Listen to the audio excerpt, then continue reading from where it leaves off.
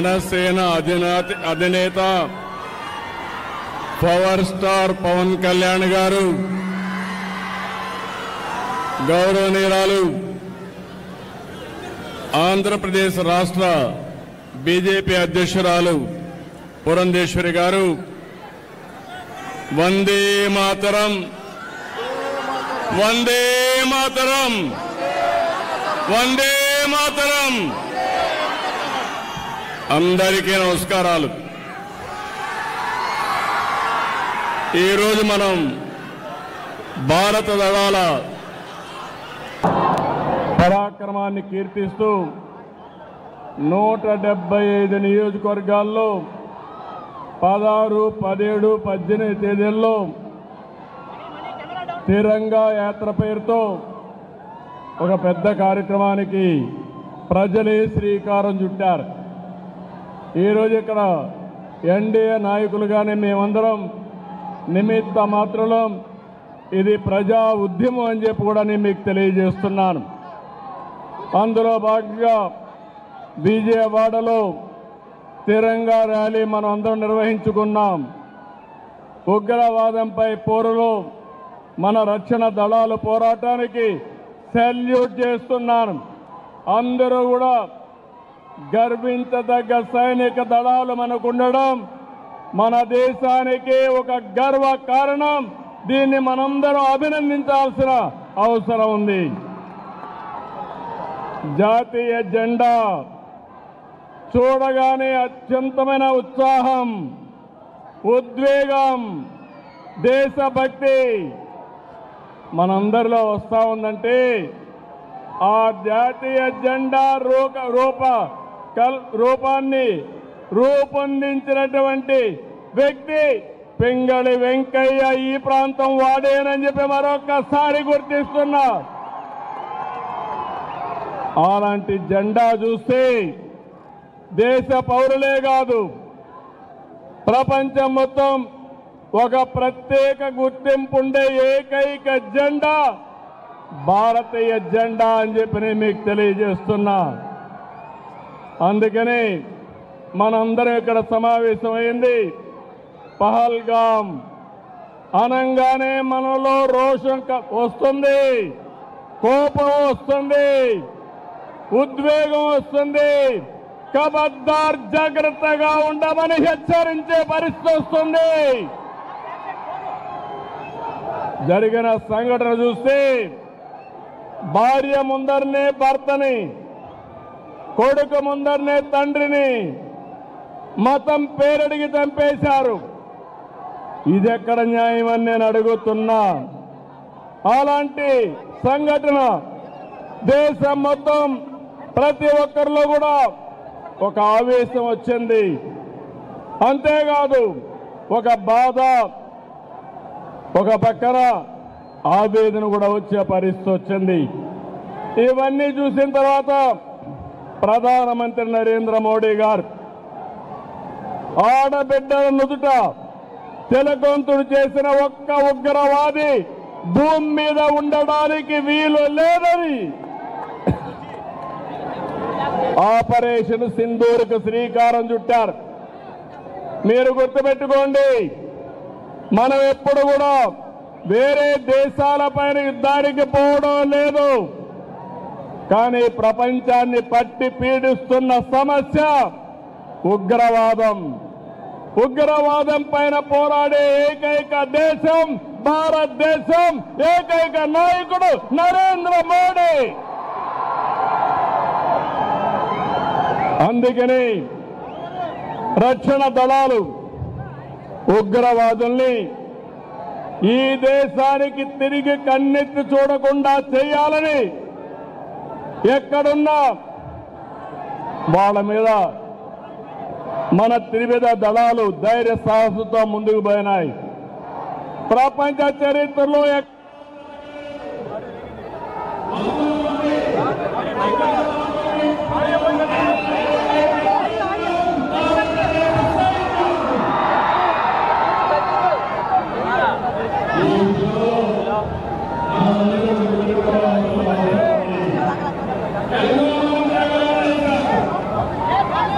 Hello.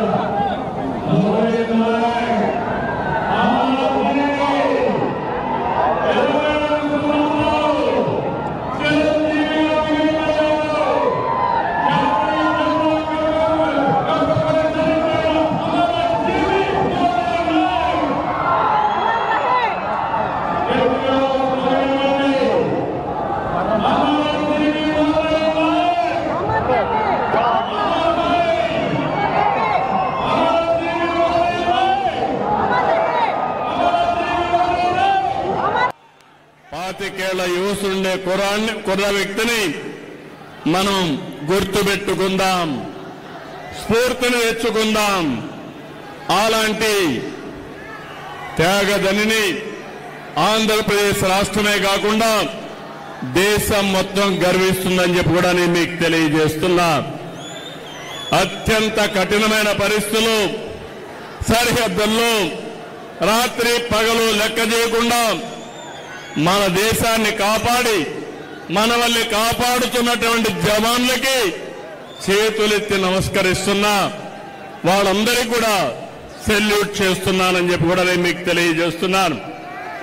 వాళ్ళు పోరాడుతున్నారు, మనం క్షేమంగా ఉన్నాం. ఈ విషయం మనం గుర్తుపెట్టుకోవాల్సిన అవసరం ఉంది. ఈరోజు మన దేశ గౌరవం, మన బలం, బలగం మన సాయుధ బలగాలే. మనం ఏమాత్రం అధైర్యపడవలసిన అవసరం లేదు. ప్రధాని మోడీ గారి సంకల్పం ఉగ్రవాదులు ఎక్కడున్నా, ప్రపంచంలో ఎక్కడ దంకున్నా వాళ్ళని తుదమెట్టిచ్చే విధంగా ముందుకు పోయేదానికి చాలా దృఢ సంకల్పంతో ముందుకు పోతున్నారు. ఈ ఆపరేషన్ లో మన సైనికుల ధైర్యం చూశాం, సామర్థ్యం చూశాం, మనం తయారు చేసుకున్న ఆయుధాలని మనం చూశాం. ఈరోజు ప్రపంచ దేశాల్లో భారతదేశం యొక్క ప్రతిష్ట పెరిగే పరిస్థితి వచ్చింది. పొరుగు దేశాల్లో ఉండే శత్రువుల గుండెల్లో రైళ్లు పరిగెత్తించే పరిస్థితి వచ్చింది. మేము ఎవరి జోలికి రాము, ఎవరిపైన యుద్ధం చేయం. తీవ్రవాద రూపంలో మా దేశానికి వస్తే మాత్రం అదే చివరి రోజు మీకని మరొకసారి హెచ్చరిస్తున్నాను. ఇది ప్రతి ఒక్కరి నినాదం కావాలి. ప్రతి ఒక్కరు కూడా అవసరమైతే ఎలాంటి త్యాగానికైనా సిద్ధమవుతామని చెప్పాల్సిన తరుణం ఇది.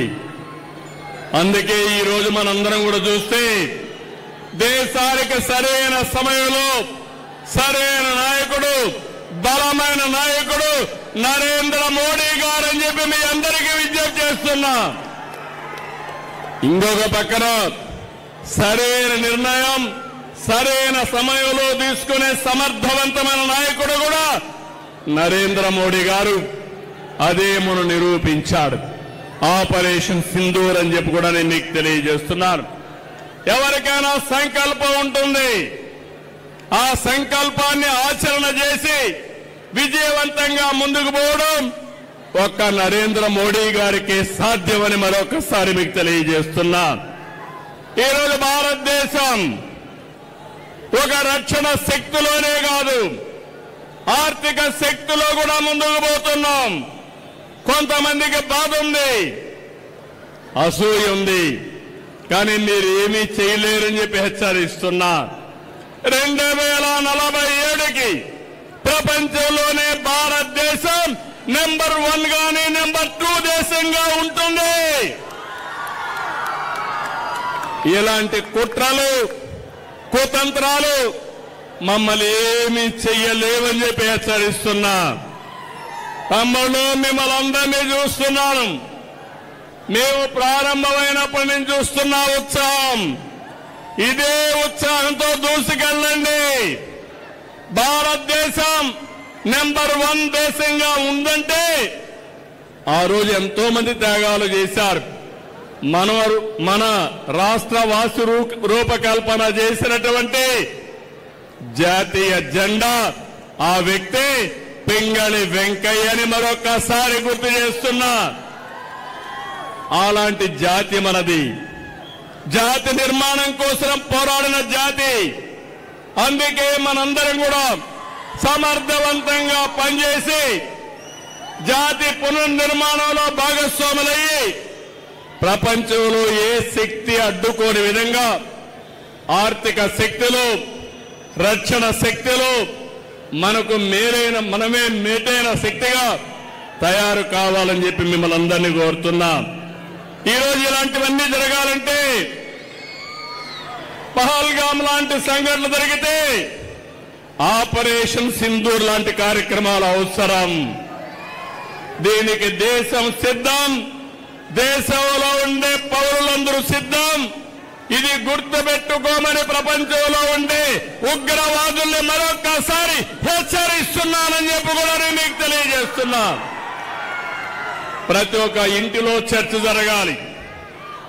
యువత, మురళీ నాయక్ మీ అందరికీ స్ఫూర్తి కావాలి. సిద్ధమా తమ్ముళ్ళు అని అడుగుతున్నా మిమ్మల్ని. అందుకే మనం అందరం కూడా గట్టిగా దేశాన్ని కీర్తించే విధంగా నేను భారత్ మాతాకి అంటే గట్టిగా చెప్పాలి. భారత్ మాతాకి, భారత్ మాతా